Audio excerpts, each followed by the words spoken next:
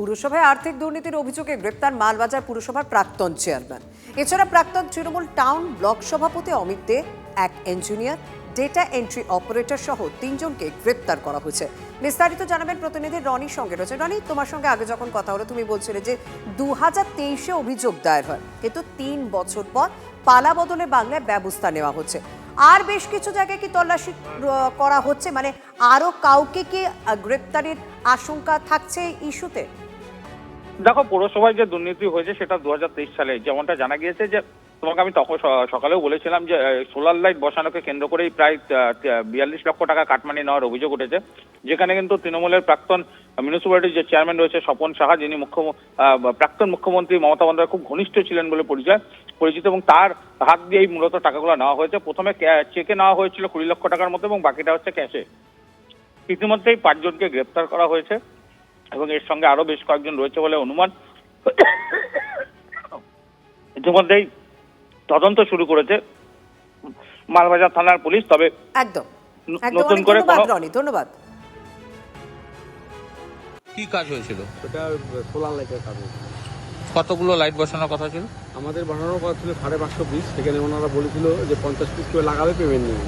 সেখানে 50 পিস লাগানোর পরে পেমেন্ট ছাড়েনি, বলছে যে আর 800 পিস লাগাও, পেমেন্ট ছাড়াবে। আর আরো 150 পিস করে লাগানো আছে মাল, তাদের 44 লাখ টাকার মতন দিলাম।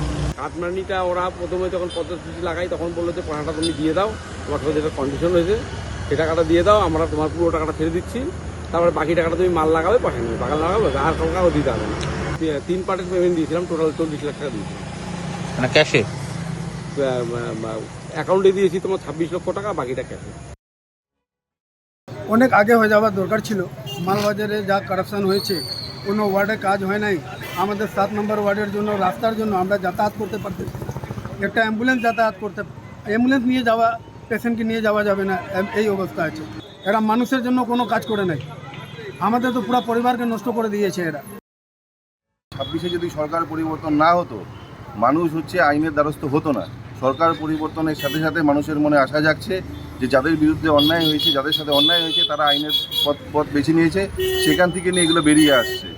যে সমস্ত জনপ্রতিনিধিরা 14 সালের থেকে মাল পৌরসভার বোর্ডে ছিল, প্রত্যেককে তদন্তের আওতায় এনে যদি তদন্ত করা যায়, এই যে দুর্নীতি হয়েছে মাল পৌরসভায়, যে মালবাজারের সাধারণ নাগরিক প্রত্যেককে জানে। এটা মালবাজারের লজ্জা, এবং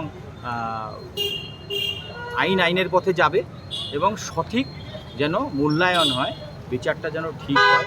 কারণ সরকারি পয়সা নয়ছয় করার দায়িত্ব আমাদের হাতে দেয় না।